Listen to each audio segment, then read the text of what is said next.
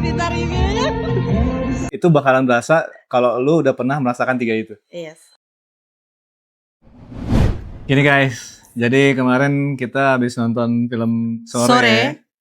Istri Idaman, Istri dari masa depan. Istri dari masa depan, yang disingkat Idaman maksudnya. Iya, gitu. benar. Asik, kemarin sebenarnya gue mau cerita ya, cuman karena gue sedih banget. Sangat mendalami apa yang diceritakan gitu jadi, ya.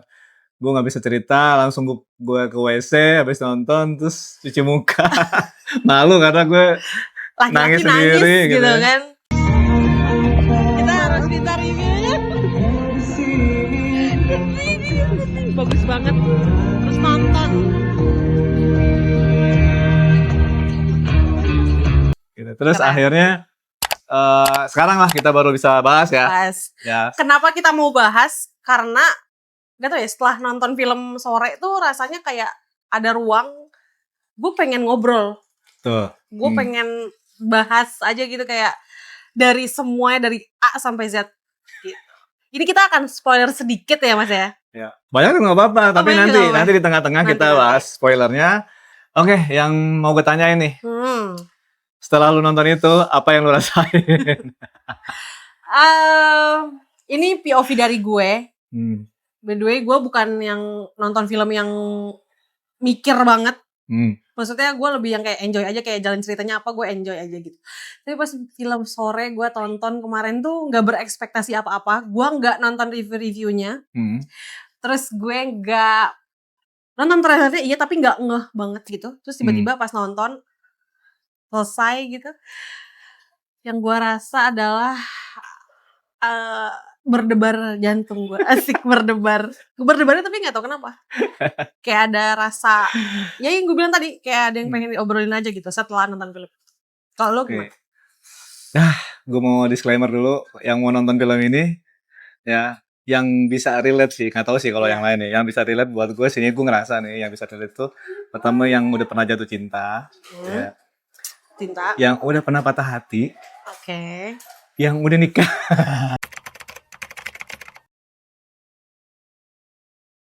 Berarti kalau yang belum nikah gak akan relate? Relate, ya kan sebelumnya ada tuh jatuh cinta sama patah hati. Oh iya benar. Gitu ya. Benar. Yang lain pun boleh mau nonton silakan gitu. Tapi itu bakalan berasa kalau lu udah pernah merasakan 3 itu. Yes. Ya, buat gue ya pribadi gitu ya. Kenapa? Karena itu yang gue rasain setelah Raffi nonton film ini. Karena sumpah Mas Rian tuh kayak gue shock dia sampai kayak gitu, gak ngerti lagi.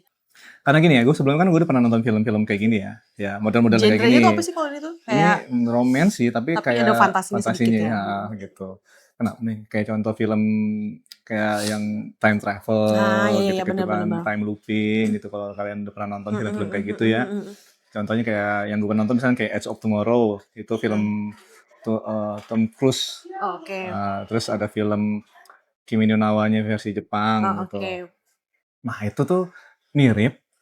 Dan gue pikir bakalan ya udahlah sama lah filmnya kayak gitu ya. Tapi ternyata jalan ceritanya kita nggak expect. Iya betul. Ya jalan cerita tuh ternyata gue pikir udah pasti sama aja kayak gini.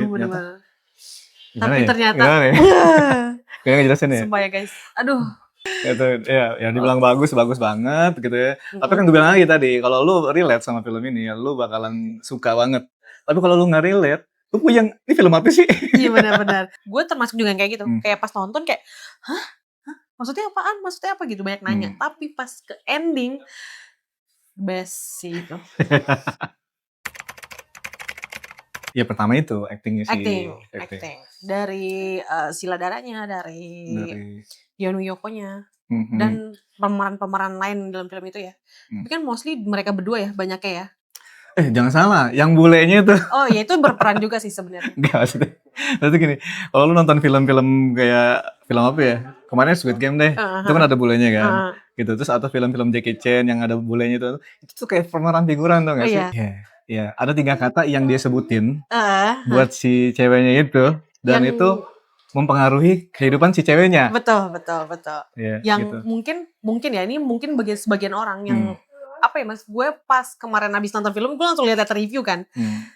Mungkin gak ada yang sadar karena mungkin di episode, maksudnya di detik itu pas adegan si bule itu tuh lagi dragging capek gitu loh Mas, kayak bosen, jadi orang kayak ngapain sih ngapain gitu, jadi mungkin nggak dapet kayak gua di awal, tapi pas lu ngomong gitu gua telah alai, bener kalimat itu yang sebenarnya inti dari film itu tuh itu 3 kata itu, yang ntar lu cari aja ya di situ kalau emang lu mau nonton film itu lu lihat aja. Kalau yang tahu komen deh ya. Itu selain dari actingnya, terus aduh soundtracknya lagi bagus banget. Wah, lu tau gak sih kayak lu nonton gue nonton banyak konser tuh kalah men.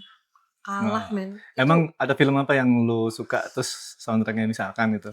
5cm. Iya itu soundtracknya bagus. Itu sampai sekarang, apalagi sekarang lagu-lagunya lagi naik semua kan. Itu gue gak pernah terlupakan sih. Mungkin ini pun akan sama. Makanya Bara Suara. Wah, gue gak ada kalimat yang bisa gue ungkapkan lagi selain kata gila keren banget. Nah. Yang buat gue gini ya, nih ya, kan karena gue udah sering nonton film kayak gini ya, pertama gue dibahas nih, disclaimer dulu nih. Tapi yang bikin ini beda, soundtracknya tuh penempatan emosinya tuh di dalam soundtracknya itu pas banget. Pas banget, benar. Ya, urutan-urutannya, terus diputer berhenti, terus dia ajar lagi naik turun itu paling bagus sih. Gue nggak tahu kenapa. Kayak naik roller coaster lah ya. Betul. Lu pelan, terus naik, diturunin, naik lagi. Puncaknya di ending. The best.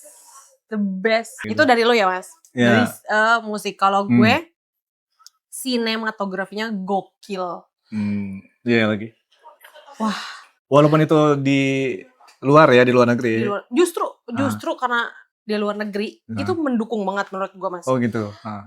Gue kan ini sorry banget, maksudnya gue anak fotografi ya.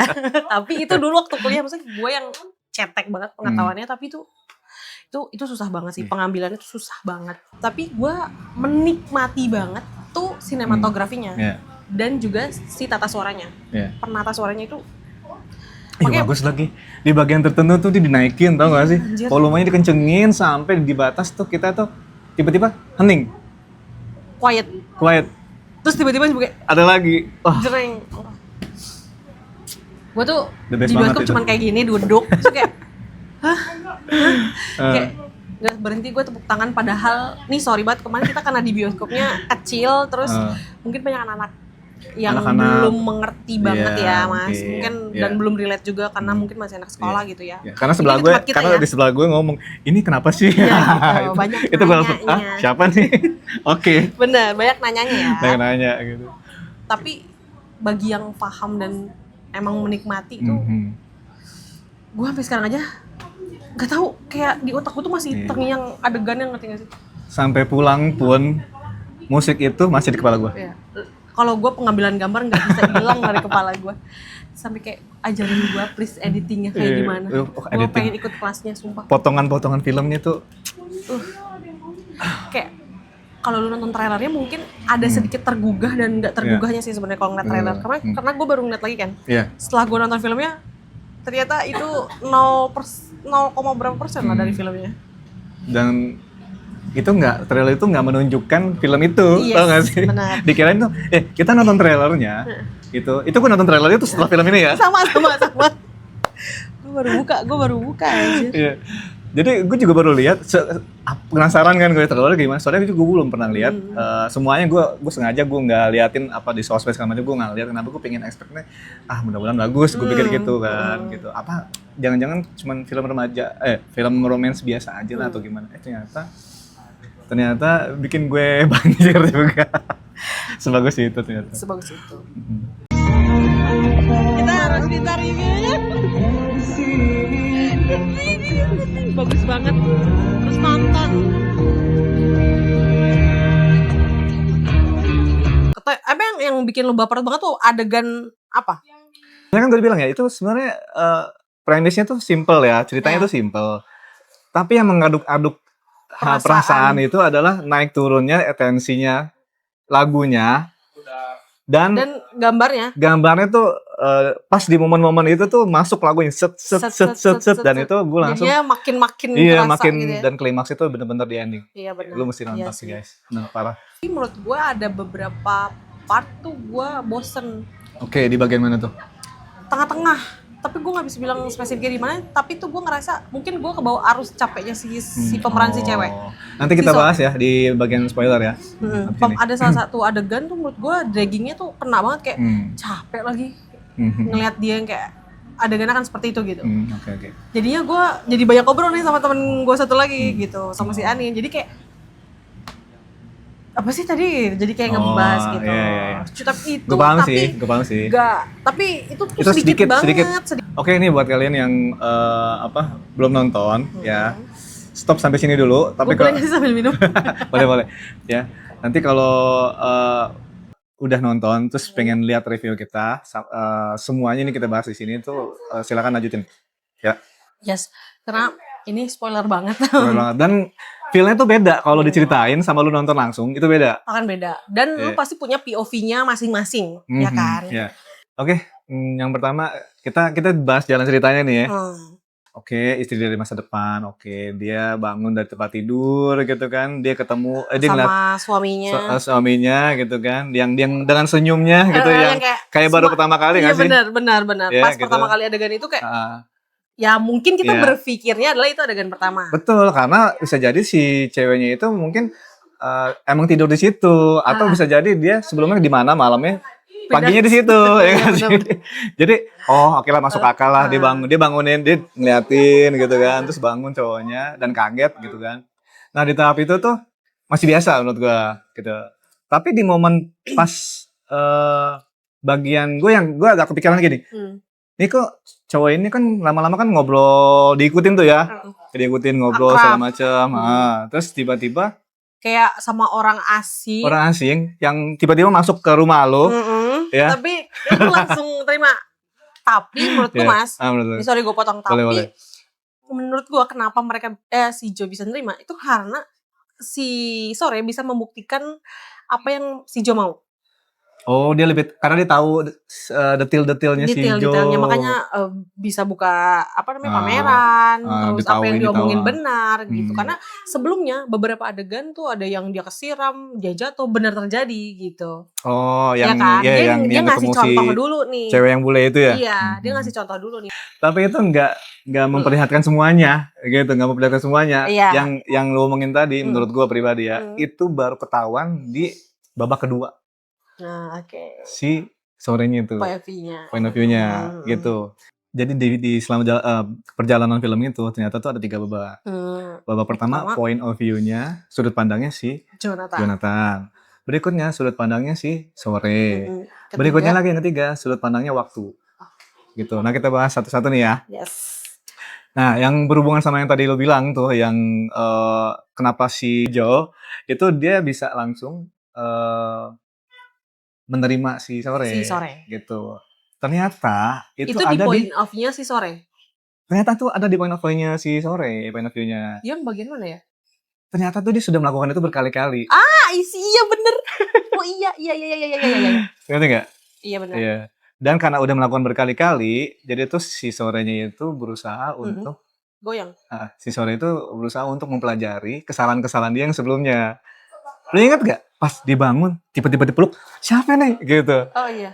Iya kan? Gitu kan. Terus iya kan? Gue jadi mikir ya. Iya kan? Jadi mikir lagi kan? Karena kan dia sudah melakukan itu beratus-ratus kali. Dia ngomong sendiri tuh, gitu. Sampai ribuan kali pun, gitu kan. Ratus kali pun, aku akan tetap harus ngulang lagi nih. Iya, harus ngulang lagi nih. Mulai dari awal lagi. Apa sih kalimat itu jadi kuat banget loh. Dari ulang lagi ya? Gitu, kayak gitu. Nah, terus ternyata ya, itu plot twist parah. Ternyata tuh kalau kalian lihat yang point of view Sore, itu dia sudah melakukan itu terus-terusan. Ada yang sampai didorong keluar, ada yang sampai dipanggil polisi. Iya benar. Gitu kan. Dan itu emang acak. Iya benar. Gitu. Nah, di bagian yang si Jo-nya itu, ya bagian yang pertama, itu bagian yang paling bagusnya. Ngerti gak sih? Yang kita lihat di awal. Lihat ya, yang dia tuh udah tenang, udah bisa senyum. Padahal di bagian si Sore itu, si Sore udah capek banget nih melakukan itu. Udah melakukan rutinitas itu. Rutinitas itu gitu. Ya, yang pas lu bilang yang lu bosan di tengah, itu yang di bagian mana? Ada adegan di mana si Sore jadi desainer. Oke. Ketemu si cowok itu, bosnya yang cowok, yang bule. Menurut gue di situ itu tuh udah mulai bosan gue. Oke. Tahu nggak kenapa dia di situ Dia jadi freelance tuh kenapa sih dia nyari freelance itu? Atau nggak kenapa? Gue pas nonton nggak tahu, nggak tahu nih. Karena kok jadi melenceng nih? Kan tujuan lu mau mengingatkan si suami ini untuk menjadi hidup yang lebih baik lah ya. Betul. Jadi lebih sehat gitu. Tapi mungkin karena udah kena penolakan dari sebelumnya si Joe, dia pergi. Tapi gue nggak kena maksudnya kenapa dia jadi desainer. Gue nggak tahu kenapa. Pas nonton ya. Oh gini, jadi gini. Kan blunder jadinya. Enggak. Jadi gini, menurut gue adalah Sore itu manusiawi. Karena dia beratus-ratus kali melakukan itu, ya sampai di momen dia jenuh, dia udah capek. Ya kan? Dia karena capek. Suaminya tidak bisa berubah. Benar. Suaminya nggak bisa berubah. Akhirnya di momen dimana nih mungkin ke ratus sekian dia udah capek, dia bosan, dia coba deh pergi. Oke. Gitu. Nah, pas dia pergi, kan namanya bangun di situ kan, bajunya kan itu aja. Iya. Dia harus mencari uang.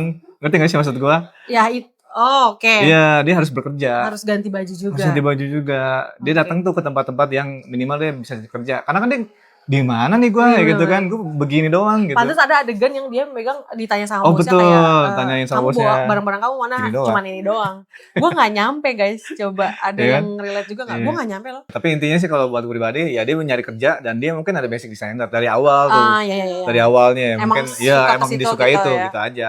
Tapi menurut gue sih dia bikin skrip kayak gitu biar nanti ketemunya di sana. Ketemu dengan Joe lagi di sana. Jadi gini, pas bagian si Joe-nya datang sama si Elsa ke wedding planner itu, lu bayangin yang pas si sorenya tuh yang ngukurin baju, tau gak? Itu sedih banget.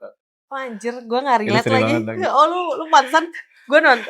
Yang gue bilang, kenapa gue bilang bosan? Mungkin di adegan situ mas. Ya mungkin kalau lu gak relate. Mungkin. Bayangin, lu tuh nahan diri, lu tahu masa depan nih cowok, lu tahu cinta banget sama nih cowok, tapi lu ngelihat si cowok itu sama cewek lain dan mau nikah.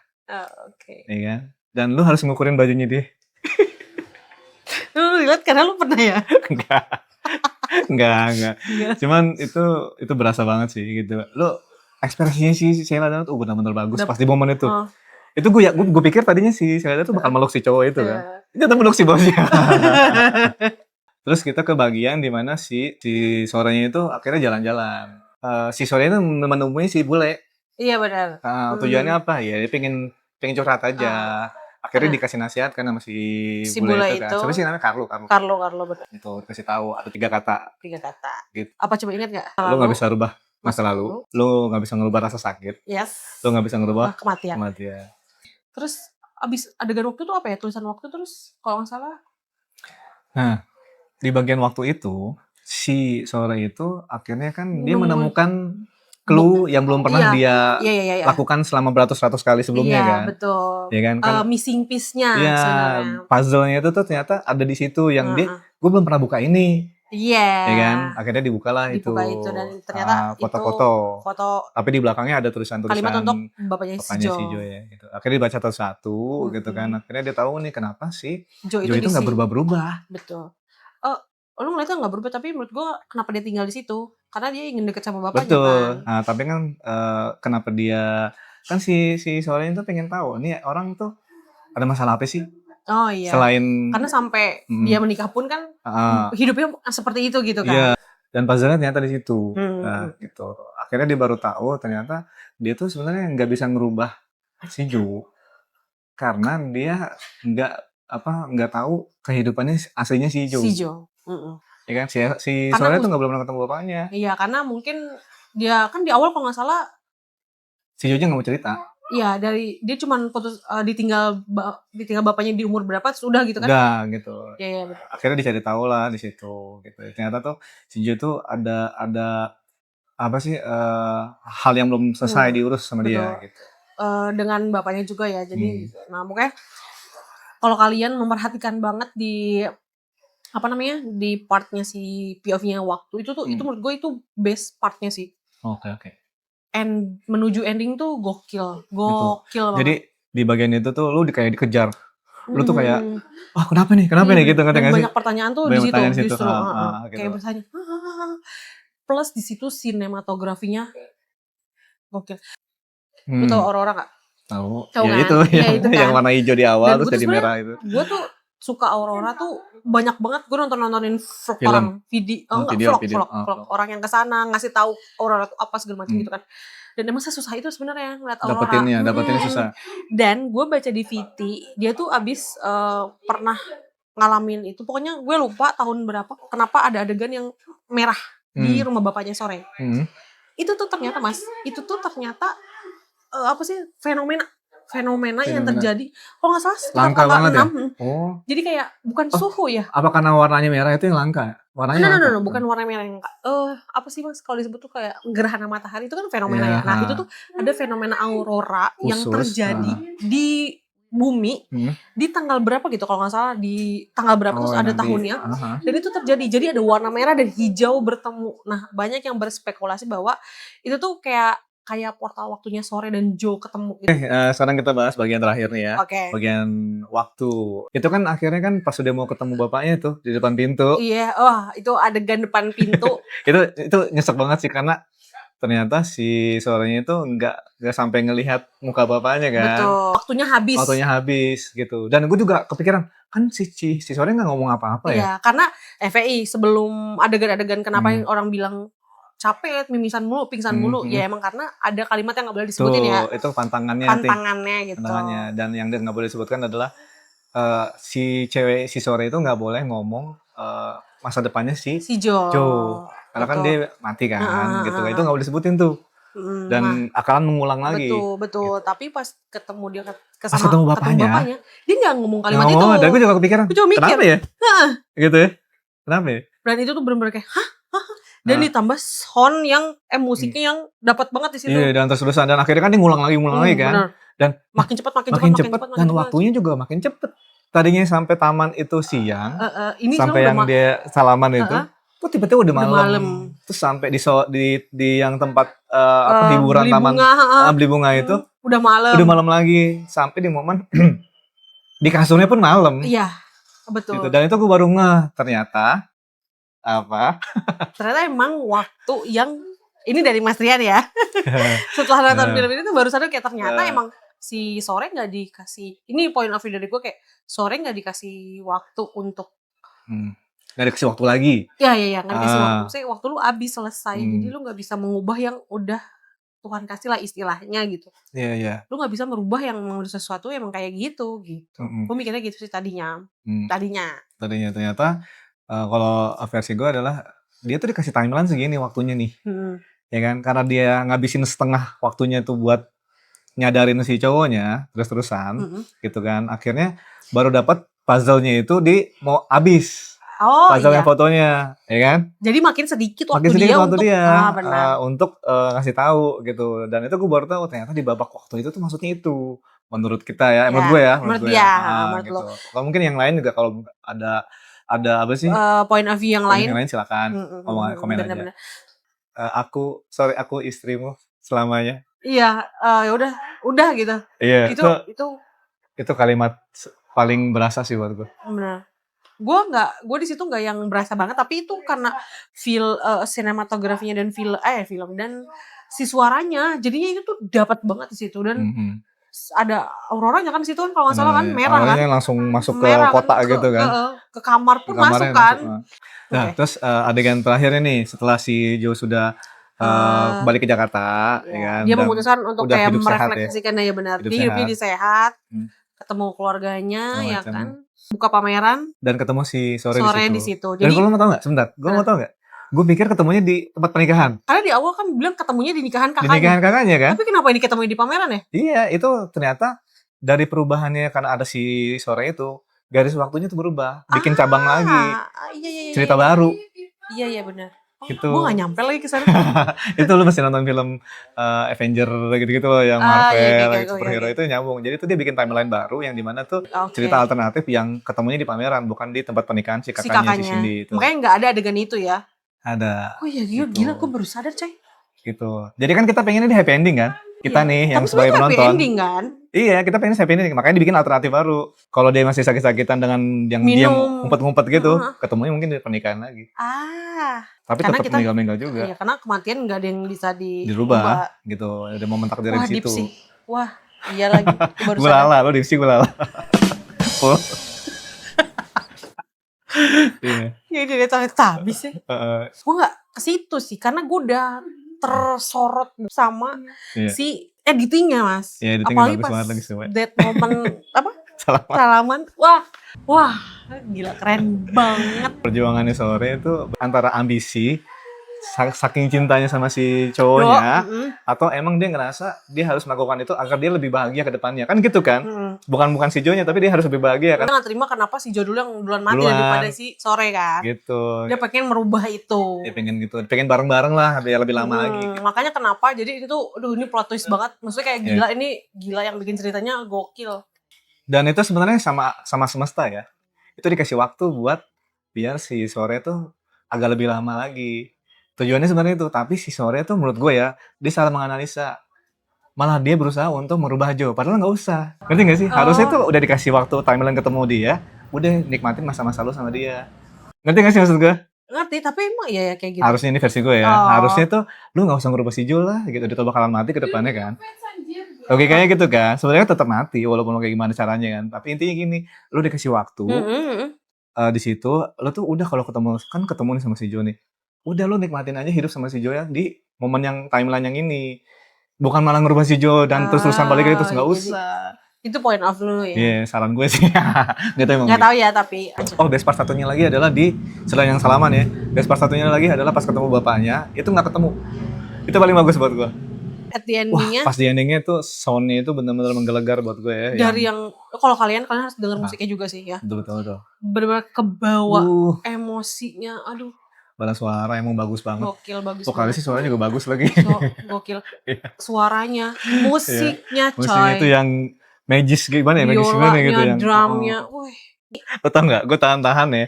Gue tahan-tahan tuh dari yang Sore lagi berjuang itu gue tahan-tahan tuh. Gue gak mau sedih. Terus akhirnya banjir gue. Gue gak tahu dia nangis pas gue nengok langsung. Gue tiba-tiba sesegukan gitu tau gak sih? Gue juga kaget kok gue sesegukan itu ya. Gue merasa ini momen paling bagus di film itu. Gitu. Jadi apa yang lu bisa ambil dari film Sore? Pertama, lu gak boleh merubah sifat seseorang yang aslinya emang gak bisa berubah. Betul. Lu gak boleh maksain diri untuk merubah itu.